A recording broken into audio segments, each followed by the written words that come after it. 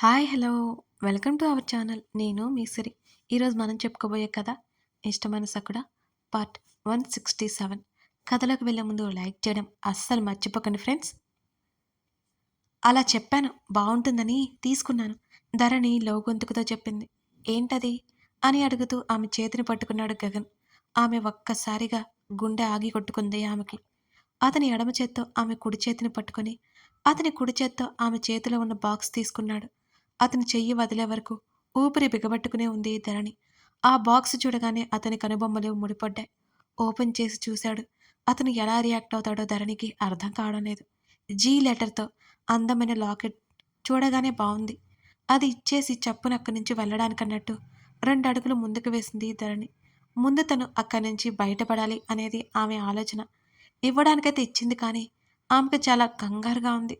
అది చెప్పలేనంత కంగారు. టక్కున ఆమె చేతిని పట్టుకుని ఆపేశాడతను.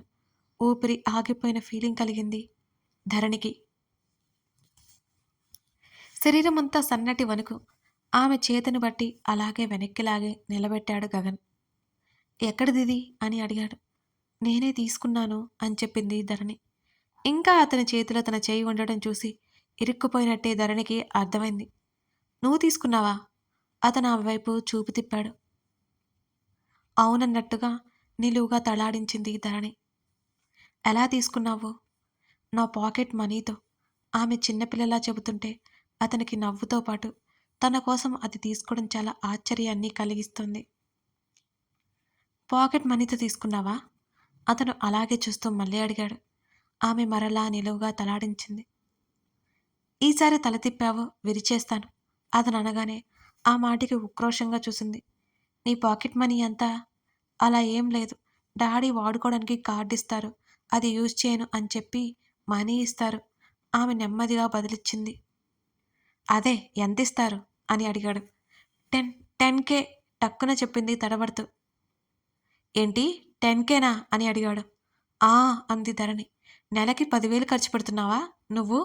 అతను అడగగానే లేదన్నట్టు అడ్డదిడ్డంగా తలూపింది. మరి డాడీ ఇస్తారంతే. మామ కంటే డబ్బులు ఎక్కువయ్యాయి, ఇచ్చాడనుకో అంత ఖర్చు పెడతావా అని అడిగాడు. "ఉహుహు, జస్ట్ 2 ఆర్ 3K అంతే, ఫ్రెండ్స్‌తో వెళ్ళినప్పుడు" అన్నది. అతను అలా అడుగుతుంటే ఆమెకి ఏడుపొచ్చేస్తోంది మరి. మరి ఇది? చేతిలో బాక్స్ చూపించాడు గగన్. సేవింగ్స్ అంది. ఇదిగో మిస్ మేడం క్యూరీ, సంపాదించి దాచిన వాటిని సేవింగ్స్ అంటారు, అర్థమైందా? అతనికి నవ్వొస్తుంటే ఆపుకుంటూ అడిగాడు. ధరణి మరింత రోషంగా చూసింది ఈసారి. ఆ బాక్స్ తీసుకుని వెళ్ళిపోవాలి అనేంత కోపం వచ్చింది ధరణికి. బావుంది గగన్ చెప్పగానే ఆమె కోపం చప్పున పాల నొరగలా చల్లారిపోయింది. పర్లేదు, డబ్బు బాగానే దాస్తావనుకుంటా. నాకు అవసరమైనప్పుడు ఫోన్ చేస్తాను, పంపించు. గగన్ సన్నటి చిరునవ్వుతో చెప్పాడు. ధరణికి అది వెటకారంలా అర్థమైంది. ఇంకా బుక్స్ తింటున్నావా, ఫుడ్ తింటున్నావా? అతను అడిగిన ఒక్కొక్క మాటకి ధరణికి పిచ్చ కోపం వస్తుంది. ఎవరైనా ఫుడ్డే తింటారు, బుక్స్ ఎందుకు తింటారు అని అరవాలనుకుంది, కానీ అరవలేదు. ఆమె పెద్ద పెద్ద కళ్ళతో అలాగే చూస్తూ పెదవులు బిగించింది. అతని మరొక చెయ్యి ఈసారి ఆమె చెంపలాగింది. ధరణి బుగ్గ చురుక్కుమంది. చెంప మీద చేయి పెట్టుకుని ఉక్రోషంగా చూసింది. ఆమె చెంప కందిపోయింది కూడా. గిఫ్ట్స్ నచ్చవు, కానీ ఇది బావుంది అని ఆ బాక్స్ తీసుకుని తన పాకెట్లో పెట్టుకున్నాడు అతను. ఆ మాత్రం దానికి ధరణి మనసుని సీతాకోక చిలుకలు చుట్టినట్టు గిరిగింతలు పెడుతున్న ఫీలింగ్ కలిగింది. ఇంకా తన చెయ్యి అతను పట్టుకునే ఉండడంతో వెనక్కి లాక్కుంది ధరణి. అది అతను గమనించి వదిలాడు. అతనికి ఇంకా మాట్లాడాలని, ఆమెను ఏడిపించాలని, ఆట పట్టించాలని అనిపించింది. అతనేదో మాట్లాడబోయేంతసరికి చెంగున పరిగెత్తింది ధరణి. ఏయ్, పడిపోతే పళ్ళు రాతాయి, జాగ్రత్త, మెల్లిగా అంటూ ఆమె పరిగెత్తుతున్న తీరు చూసి కంగారుగా అరిచాడు. ధరణి అసలు ఆగలేదు, వెనక్కి తిరిగి చూడలేదు. ఆమె గబగబా కిందకెళ్ళిపోయింది. ఇంటి బయటకు వెళ్ళి ఒకసారి వెనక్కి తిరిగి చూసింది. గగన్ రాలేదు. అప్పటికే పైకే కొట్టుకుంటున్న ఆమె గుండె మీద చేయి పెట్టుకుని కాసేపలా నిలబడింది ధరణి. అతను పట్టుకున్న చేతిని మణికట్టు దగ్గర చూసుకుంది. తనకేం నొప్పి లేకపోయినా తన శరీరం మీద అతని చేతి గుర్తులు స్పష్టంగా కనిపిస్తున్నాయి. కాసేపలా 2 చేతులు హృదయం దగ్గర పెట్టుకుని గట్టిగా ఊపిరి పీల్చుకుని ఆ టెన్షన్ తగ్గించుకుని తన తల్లిదండ్రుల వైపు నడిచింది ధరణి. మేఘన, వేద, హర్ష అందరూ కలిసి వీడియో కాల్ చేశారు గగన్కి. అతను మిర్రర్ ముందు ఫోన్ పెట్టి అద్దంలో చూసుకుంటూ జుట్టు సరిచేసుకుంటున్నాడు. Happy birthday to you Gagan. ముగ్గురు అరిచారు ఒకేసారి. థ్యాంక్ యూ అన్నాడతను. అరే శాడిస్టు, ఆ చెప్పడమేంట్రా, మేమేదో అనుకుంటామని చెప్పినట్టుంది. హర్ష ముఖం చిట్లించాడు గగన్నే చూస్తూ. అందుకే కదా చెప్పాను, గగన్ సన్నగా నవ్వుతూ అన్నాడు. మేఘనైతే బ్లాక్ షర్ట్లో ఉన్న అతన్ని కళ్ళు ఆర్పకుండా చూస్తుంది. అతను జుట్టు సరిచేసుకోవడం కూడా తనకి అద్భుతంలా తోస్తోంది మరి ఎందుకో. ఈడియట్, హర్ష పళ్ళు నూరుకున్నాడు. నువ్వాగు, నీ గొడవ తర్వాత. గగన్ నువ్వు చెప్పు, పార్టీకి వెళ్తున్నావా అని అడిగింది వేద నవ్వుతూ. అలాంటిదేమీ అయ్యుండదు, హర్ష టక్కునన్నాడు. ఫ్యామిలీతో డిన్నర్ అని చెప్పాడు గగన్. అయినా నీ బర్త్డే మా దగ్గర దాచావు, వేద అలిగినట్టుగా అంది. అది కూడా మామూలే, స్పెషల్ డే ఏం కాదు అని అన్నాడు గగన్. నీకు కాదు మాకు స్పెషల్ అన్నది మేఘన అతన్నే అబ్బురంగా చూస్తూ. ధరణి ఇచ్చిన లాకెట్ ఎదురుగా కనిపిస్తుంటే దానివైపు చూశాడు గగన్. మేఘన మాటల్లో అసలైన భావం ఏమిటో అతను పట్టించుకోలేదు ఆ క్షణం. మీకెందుకు, గగన్ చాలా క్యాజువల్గా అడిగాడు. అదంతే అంది మేఘన. సరే మళ్ళీ చేస్తాను అని అన్నాడు. పార్టీ, వేద అరిచినట్టు అంది. నువ్వు ఇంటికి రమ్మంటే వచ్చావా అని అడిగాడు గగన్. వస్తా వస్తా మీ ఇంటికి, జంటగా వస్తా. వేద ఆ మాట చెప్పి నాలుగు ఖర్చుకుంది. జంట ఏంటి అంటే పెళ్లి చేసుకునే వరకు పోవా? హర్ష వెటకారంగా అన్నాడు. మేఘనకి అర్థమై నవ్వొచ్చింది. నీలాంటి మందబుద్ధులకి అది అర్థం కాదు. ఏంటి? తెలుగండి తెలుగు అంది వేద. మీరు గొడవ పడ్డం నేనుంటాను, బాయ్. గగన్ కాల్ కట్ చేశాడు. ఆల్రెడీ తన మెడలో చైన్కి ఉన్న లాకెట్ తీసి అది వేసుకున్నాడు. అది షర్టు లోపల ఉండడంతో ఎవరికీ కనిపించదు. ఫ్యామిలీ అంతా డిన్నర్కి వెళ్ళారు. ఎత్తు తక్కువగా ఉండి ఆ పెద్ద జడని మోయలేక మోస్తున్నట్టు చిన్నపిల్లలా ఉంది ధరణి. ఆమె అనార్కలి వేసుకుంది, అదే బ్లాక్. నిషిది ఆకాశంలో చందమామలా ఉంది ఆ డ్రెస్లో ధరణి. టేబుల్ ముందు తన ఎదురుగా కూర్చుని ఏదో ఏరుకుంటున్నట్టు తింటోంది. ఆమె తిండి చూసి అతను ముఖం చిట్లించాడు. ఒకవైపు రేవతి చివాట్లు పెడుతూనే ఉంది ధరణికి. అమ్మా, నా కడుపుకి ఎంత తినాలో నాకు తెలుసులే, నువ్వు నా గురించి ఎత్తకు. అసలు తల్లి చెవులో సీరియస్గా చెప్పింది ధరణి. ఏడ్చావులే, నీ మొహం తెలుసు నీకు అన్నది రేవతి వెంటనే. అందరి ముందు తల్లి తిడుతుంటే ముఖాన్ని కిందకు వంచేసి నుదురు కొట్టుకోసాగింది ధరణి. ఇప్పుడేదైనా అంటే ఇంకా తిడుతుందని ఊరుకుంది ధరణి. ఇక ఇక్కడే ఉండిపోతావా గగన్? ప్రతాప్ అడిగాడు. ధరణి చెవులు రిక్కించుకొని మరీ అతని సమాధానం కోసం ఎదురు చూస్తుంది. లేదు మావయ్య, వెళ్ళిపోవాలి అని అన్నాడు గగన్. అక్కడ విషయాలు మాట్లాడుకున్నారు కాసేపు. అతనికి తన బర్త్డే ఇంత సింపుల్గా ప్రశాంతంగా ఉంటే బాగా నచ్చుతుంది. పార్వతమ్మ మాత్రం ఒక మూలన ముఖం మార్చుకుని కూర్చుంది. అప్పుడప్పుడు తన మనవడి చూపులు ధరణి మీదకి వెళ్ళడం ఆమె గమనిస్తూనే ఉంది. ఆమెకి ఏం చేయాలో అర్థం కాలేదు. గగన్ని ఎలా ఆపడం? ఇప్పుడు పెళ్లి గురించి అడిగే వయసు కాదు. ఇంతకుముందు ఒకసారి మాలవికతో మాట్లాడితే దానికి చాలా టైం ఉందని ఆ మ్యాటర్ అక్కడితో ఆపేసింది. మరోసారి మాట్లాడడానికి ప్రయత్నిస్తే మాలవిక ఇష్టపడలేదు. ఇప్పుడే పెళ్లి గురించి మాట్లాడకని గట్టిగా చెప్పింది. పార్వతంకి ఏం చేయాలో పాలుపోలేదు పాపం. ఆ రోజు ప్రశాంతంగా గడిచిపోయింది. ధరణి గగన్తో అసలు మాట్లాడలేదు.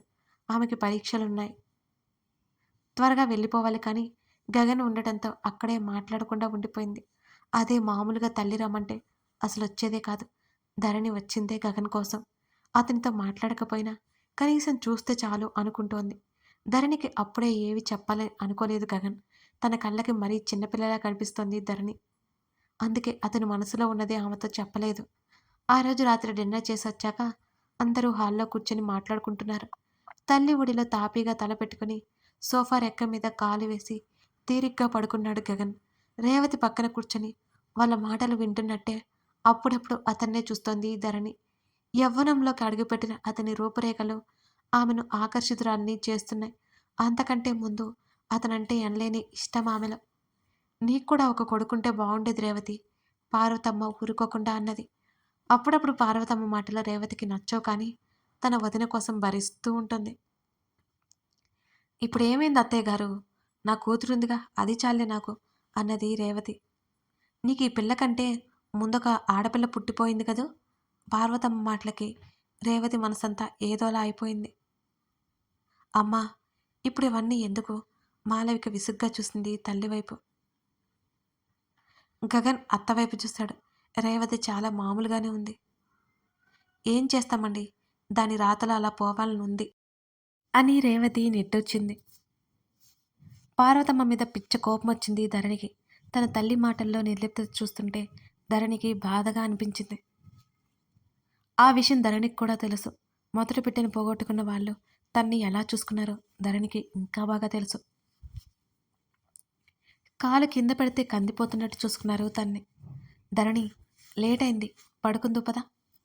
అక్కడ ఉండలేదు రేవతి. ధరణిని తనతో పాటు తీసుకెళ్ళిపోయిందామె.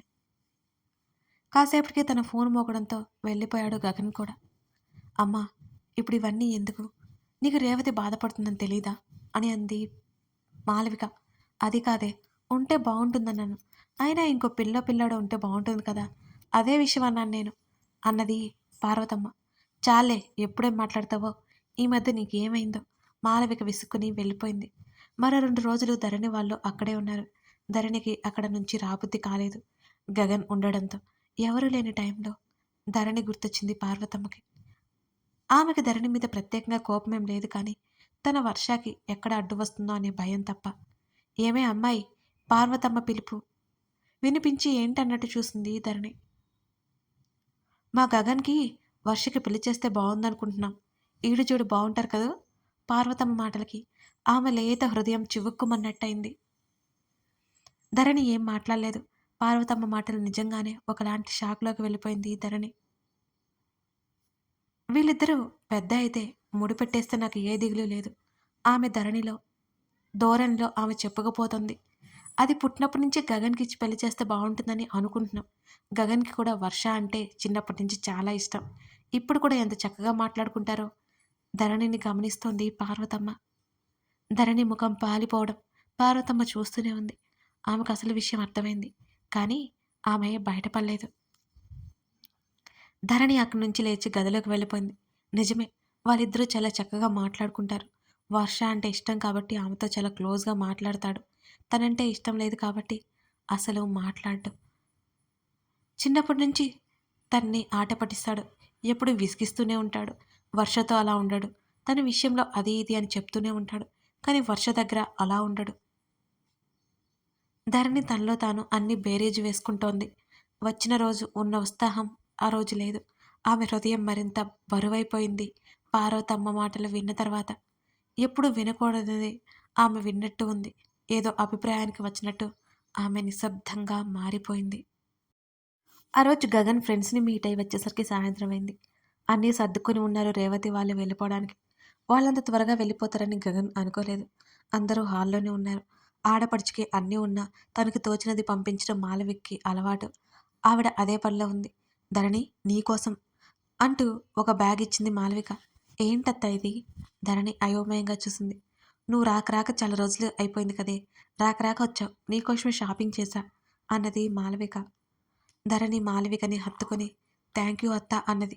తన అత్త భుజం మీద వాలిపోతూ. నీకు కోడలనయ్యే అదృష్టం నాకు లేదు. ఆమె మనసులోనే రోదించింది ధరణి. నెమ్మదిగా మాలవిక నుంచి దూరం జరిగింది. అప్పుడప్పుడైనా ఫోన్ చేయవే. మీ అమ్మ వచ్చేటప్పుడైనా రా. అలాగే అక్కడే ఉండకు. నీ ఎగ్జామ్స్ అయిపోయిన తర్వాత హాలిడేస్‌కి ఇక్కడికే రావాలి. మాలవిక సీరియస్‌గా చెప్పింది. ఆ మాటలకి ఆమెకి ధరణి అంటే ఎంత ఇష్టమో స్పష్టంగా తెలుస్తోంది. వస్తాను అని నవ్వుతూ అక్కడే ఉన్న గగన్‌ని చూసి వెంటనే చూపు తిప్పుకుంది ధరణి. గగన్ వెళ్ళొస్తాం జాగ్రత్త అక్కడ. అల్లుడి చెంప మీద చేయి వేసి ప్రేమగా చెప్పింది మాలవిక. తన అత్త భుజం చుట్టూ చేతిని వేసి అతను తలాడించాడు. వాళ్ళిద్దరూ మాట్లాడుకుంటూనే బయటకు నడిచారు. ఆ దృశ్యం చూసి ధరణి చిటపటలాడిపోయింది లోలోపల. ధరణి కారులో కూర్చుంది. గగన్ ఆమెతో ఏం మాట్లాడలేదు. ధరణికి బాగా ఉక్రోషం వచ్చింది. తను పిచ్చిది. తనకే ఇలాంటి ఆలోచనలు వస్తాయి. అతనికి కాదు. తన వయసు అలాంటిది. అందుకే తన మనసులో ఏవేవో కావాలని కోరుకుంటోంది. తను ఇవన్నీ ఆలోచించకూడదు. తను చదువు మీద దృష్టి పెట్టాలి. ధరణి చెయ్యూపుతూనే ఉంది. కారు ముందుకు కదిలింది. ఆమె చూపులు గగన్ వైపే ఉన్నాయి. అతను కనుమరుగయ్యే వరకు విండో నుంచి చూస్తూనే ఉంది. భారమైన మనసుతో అక్కడి నుంచి తిరిగి వెళ్ళిపోయింది. కథ కొనసాగుతోంది. రోజు చెప్పే విషయమే అయినా మర్చిపోకండి ఫ్రెండ్స్. లైక్ చేసి, కామెంట్ చేసి, సబ్స్క్రైబ్ చేసుకోండి. Thank you for watching this.